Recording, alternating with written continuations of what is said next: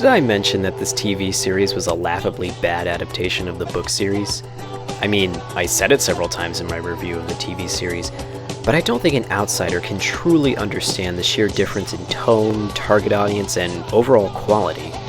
The best description I can give is, imagine the difference between the Percy Jackson books and the movie, or the best written Batman comic to the movie Batman and Robin. Or imagine the difference between Avatar: The Last Airbender and the M. Night Shyamalan film. Okay, nothing's that bad, but it does come pretty damn close. I mean, I wonder to this day what the thought process was at Scholastics at the time. Hey, our Goosebumps TV series is doing well. Let's adapt another one of our works. Let's see, Animorphs is selling well. Listen, I don't think that's a good idea. This is a very long sci-fi series with a massive universe and... No, it'll be fine. I mean, we'll put it on Nickelodeon and it will fit in well with Alex Max. Do you even know how violent this series is? I mean, to start off... Oh, come on. We already talked about this when we released Goosebumps and no problems arose. A 10-year-old gets his neck snapped and his carcass thrown down an elevator shaft. It'll be fine. Let's greenlit this shit. Now, is it fair to say that this didn't capture anything from the original series? Was this really 26 episodes of shit that never captured anything of what made the book series good? Short answer, yes. Long answer, oh, maybe when the planets aligned on a blue moon for a split second, there was an instance of a small fraction of what made this series good. And this is what I aim to do in this top 26 list. Now, let me set some guidelines. I list these episodes based on how well they either 1. Captured a plot from the book, that's rare, 2. How enjoyable the episode is, sometimes unintentionally, and 3. What elements did they add to the Animorphs franchise that the books did not. Alright, without any further ado, here are my top 26 best Animorph episodes. Or top 26 least shitty. As Rachel would say, let's do this! The book Rachel, I don't know what This episode is bad. I mean, you could make the argument that every episode in this series is bad, but this one in particular is really bad.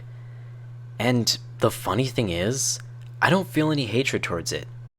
Don't get me wrong, that's only because of the numbing effect that this episode causes due to the void that it exists in. In this episode, the Animorphs meet Eric, an android with the ability to project holograms around himself. One thing I find strange about this show is the fact that it didn't scale down the universe. Not only did they adapt the Yeerks and the Andalites, but also the Hork-Bajir, the Ellimist, and even the Chee. Sure, that's only a fraction of the universe, but that's still a lot to adapt for a low-budget TV show. Anyway, in this episode, they took out the genocide of the Pemalites by the Howlers and everything else that made Eric interesting. Oh, and listen to the reason why he likes dogs. Without my hologram, I resemble a wolf, but on 2 legs. Everyone looked like that back on my planet, and your dogs remind me of home. Yeah, leave it to any TV to come up with dumb origin stories. I mean, in the book, the Chee genetically altered wolves to resemble their creators. Yeah, I actually like this episode's explanation better. I've barely talked about this episode because, honestly, there's nothing to say. It was so forgettable and unimaginative that I have to find other things to talk about. Seriously, it's that forgettable. Tobias. This episode had a chance to show us a character study of Tobias using Axe's Deus Ex memory machine. What's this? My turn. Or we can follow Axe's wacky adventures. Wait, did the cameraman lose interest in the plot and just film this lady and her dog? This episode also marks the second appearance of the Ellimist. Or at least I hope that is what this is supposed to be. Otherwise the TV universe has guardian angels. It was like he was there one minute and the next, he was gone. The weirdest thing about this episode is that it never addresses Tobias' struggle of being trapped in a hawk's body.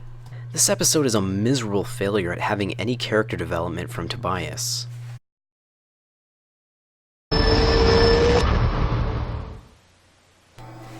Change, Part 1 and Part 2.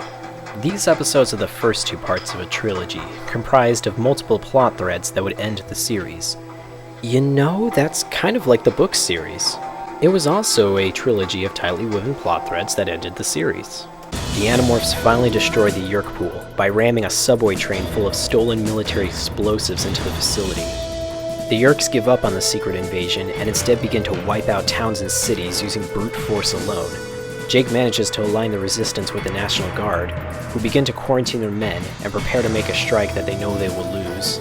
The mothership lands in the ruins of their town, and the Analytes show up not to save Earth, but to quarantine it by bombarding it from orbit. Changes also has multiple plot threads, like Jake and Marco trying to steal an Andalite toilet, taking down a perfume company that does experimentation on animals, acquiring a tape of Marco demorphing from a character named Harold, a nerdy guy who has the hots for Rachel, stopping Visor 3 from airing a broadcast that hypnotizes people, Axe building a ship to return home out of stuff he got at a tech store, and Jake and Cassie going to the dance together.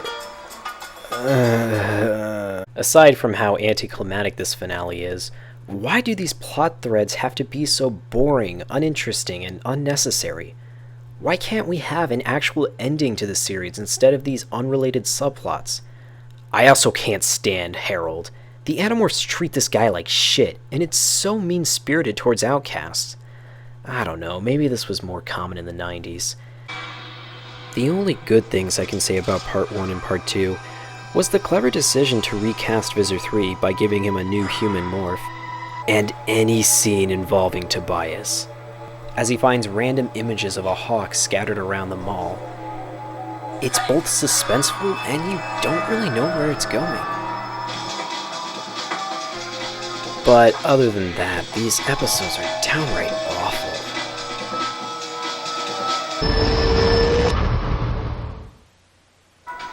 When watching Season 2, it becomes abundantly clear that the creators were out of ideas at this point. Case in point, the front. In this episode, Axe gets a job at a tech store that sells free cell phones that contain Yeerks that slip into the ear when used. You know what, this is so absurd, I'm not even mad. Eric also makes his second appearance. You know, if the series had gone on longer, I wouldn't mind him being a reoccurring character. It also makes me wonder if characters like David or James would have fit well into the series.